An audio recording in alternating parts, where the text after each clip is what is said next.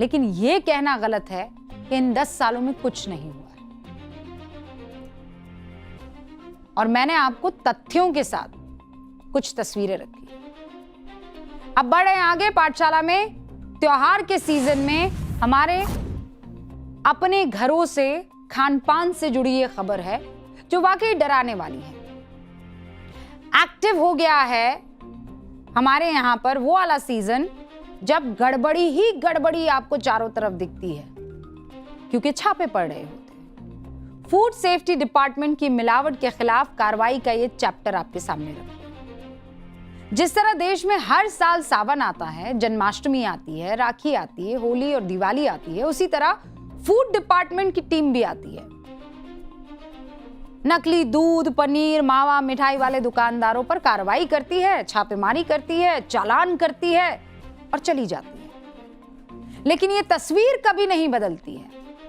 मैं पिछले 20 साल से पत्रकारिता कर रही हूं और हर साल त्योहारों के आसपास एक जैसा वीडियो, एक जैसी खबरें दिखाई देती है।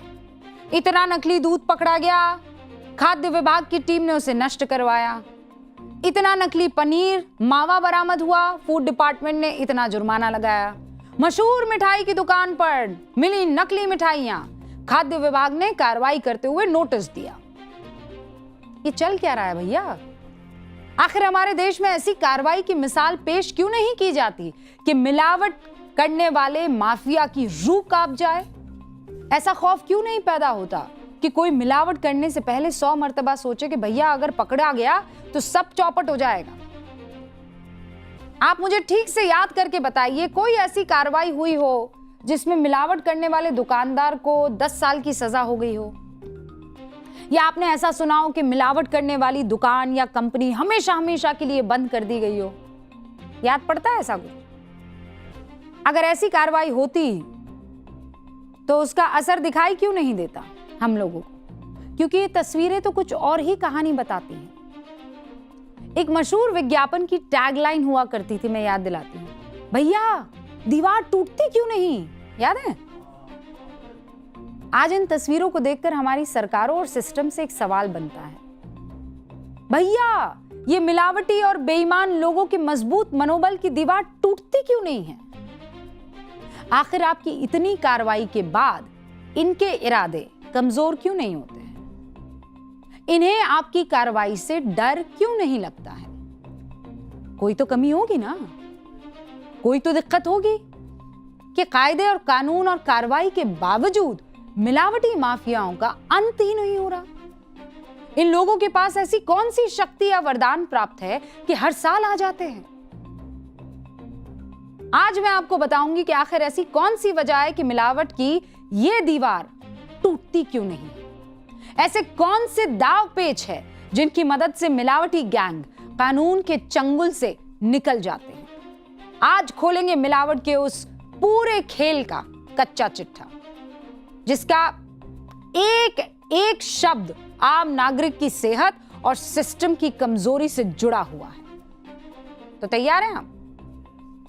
चलिए हम आपको नोट बाबू के पास लेकर चलते हैं। पिछले कुछ दिनों से ये जो मिलावट की लड़ाई है ना, उसे लेकर एक नाम बहुत चर्चा में रहा। कौन सा नाम बता सकते हैं? तुकाराम। बड़ा चर्चा में रहा ये नाम, है ना?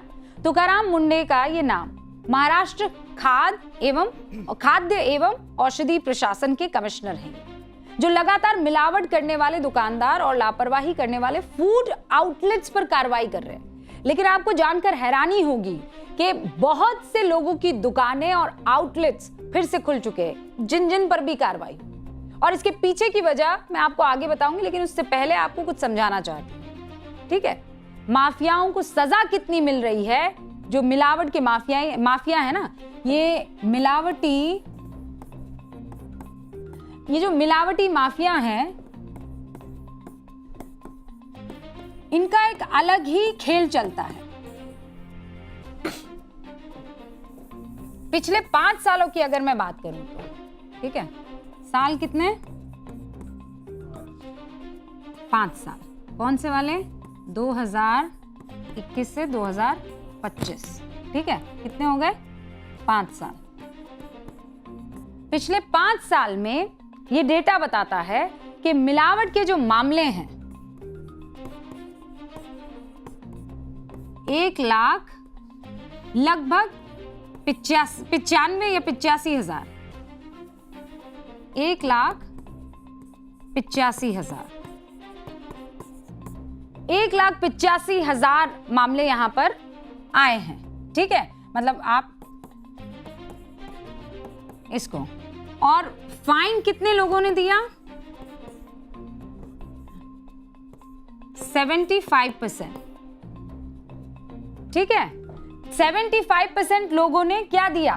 फाइन दिया। फाइन दिया और छूट गए। और इसमें से ज्यादातर लोग जमानत पर बाहर भी आ चुके हैं। कौन? ये तो फाइन देने वाले थे, लेकिन सजा भी तो हुई होगी ना। सजा कितनों को हुई है? सजा हुई है लगभग 3% लोगों को। और आपको क्या लगता है ये 3% लोग अभी जेल में बंद हैं? आपको लगता है ये जेल में बंद होंगे? ये सब के सब जमानत पर बाहर आ चुके हैं। 3% में से ज्यादातर लोग जमानत पर बाहर आ चुके हैं। ठीक है, तो ये देखिए 1.85 जो मैं आंकड़ा बता रही हूं, ये छोटा आंकड़ा नहीं है। ये छोटा आंकड़ा नहीं है।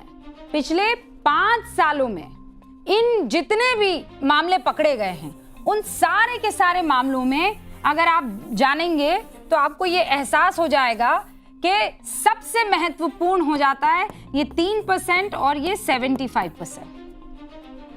3% को जेल हुई केवल, और ये 75% जो हैं इनको फाइन देना पड़ा है। और 3% जो जेल में गए वो भी जमानत पर बाहर आ गए। हृदय परिवर्तन तो किसी का नहीं हुआ। ऐसी कानूनी दांवपेच है जिनसे मिलावट वाला माफिया बचकर निकल ही जाता है, क्योंकि उसे पता है फाइन दो निकल जाओ, उसे पता है जेल होगी। तो जो भी हमारे पास लॉ है वो ऐसा है कि आप जाइए, तर्क दीजिए, वो बेल दे देगा कोर्ट आपको। एक तरफ भारत में मिलावटखोरों के हौसले बुलंद दिखाई देते हैं, कार्रवाई होती है, छापे पड़ते हैं, लाइसेंस निलंबित होते हैं, लेकिन बहुत से मामलों में कानूनी दांवपेच का फायदा उठाकर आरोपी फिर कारोबार में लौट जाते हैं। और दुनिया में कई ऐसे देश हैं जहां खाद्य सुरक्षा से खिलवाड़ को महज एक मामूली उल्लंघन माना ही नहीं गया है। वहां मिलावट करने वाला दुकानदार हो कि कंपनी हो, ऐसा सबक उनको मिलता है कि ऐसा अपराध करने से पहले वो 100 बार सोचे। और मैं उदाहरण दे देती हूं आपको, सिंगापुर में कानून क्या है? Food and safety security act 2025 के मुताबिक व्यक्ति के लिए सजा 12 महीने जेल, 19 लाख रुपए तक का जुर्माना। ये आपके सामने। दोबारा अपराध किया, दोगुनी हो जाएगी सजा और जुर्माना हो जाएगा दोगुना। कंपनी के लिए, मतलब अगर आदमी एक हुआ, दुकान जिसकी हुई, तो मैंने आपको बता दिया, अगर कंपनी है तो 38 लाख से 76 लाख रुपए तक का जुर्माना, लाइसेंस रद्द या 3 साल तक नया लाइसेंस मिलेगा ही नहीं। Saudi Arab, Saudi food and drug authority है कानून, सजा 10 साल तक जेल है, जुर्माना 22 से 23 करोड़ रुपए तक का है। कंपनी ब्लैकलिस्ट और जिम्मेदार व्यक्ति को उठाकर पटक दिया जाएगा बाहर, डिपोर्ट। यूएई संघीय खाद्य सुरक्षा कानून, 3 महीने से लेकर 2 साल तक की सजा, जुर्माना 22 लाख रुपए से लेकर 4.5 करोड़ रुपए। कंपनी को ब्लैकलिस्ट कर दिया जाएगा। और वहां ऐसा कोई मामला आए तो सबसे बड़ी खबर और सबसे बड़ा हेडलाइन। हमारे यहां जो कानूनी दांवपेच है उसी को खेलते हुए ये सब निकल जाते हैं और फिर इंतजार होता है नेक्स्ट सीजन का। अब सोचा है कभी, राजस्थान के जोधपुर में एक ऐसी जगह है जहां एक साथ पूजे जाते हैं 33 कोटि देवी देवता। ये है मंडोर गार्डन, एक ऐसी जगह जो इतिहास, आस्था और खूबसूरती का अनोखा संगम है। मंडोर का इतिहास रामायण काल से जुड़ा हुआ माना जाता है। पौराणिक मान्यता है कि यही वो जगह है जहां रावण की पत्नी मंदोदरी का जन्म हुआ था। यही वजह है कि यहाँ रावण को समर्पित एक खूबसूरत मंदिर भी मौजूद है, क्योंकि उन्हें मंडोर का दामाद माना जाता है। आधुनिक इतिहास की बात करूं तो 6वीं शताब्दी में यहाँ प्रतिहार वंश का शासन हुआ करता था। बाद में राठौर वंश ने वैवाहिक संबंधों के जरिए यहाँ की सत्ता को संभाल लिया। मंडोर गार्डन में मौजूद हैं 33 कोटि देवी देवताओं का भव्य मंदिर, वीरों का हॉल है, शाही स्मारक है, एक सरकारी संग्रहालय भी है। यहाँ की शाही समाधियां बहुत खास है। कहते हैं यहाँ की सूखी और कम नमी वाली हवा ने इस प्राचीन संरचना को सदियों तक सुरक्षित रखा है। मंदोर में एक ही चट्टान पर अद्भुत नक्काशी से उकेरी गई 16 वीरों की मूर्तियां भी मौजूद हैं, जो प्राचीन कारीगरी की मिसाल पेश करती है। ऐतिहासिक तौर पर, पौराणिक तौर पर, शानदार वास्तुकला के तौर पर यह इलाका वाकई खूबसूरती से भरा हुआ है और फोटोग्राफर्स के लिए तो कहते हैं स्वर्ग है।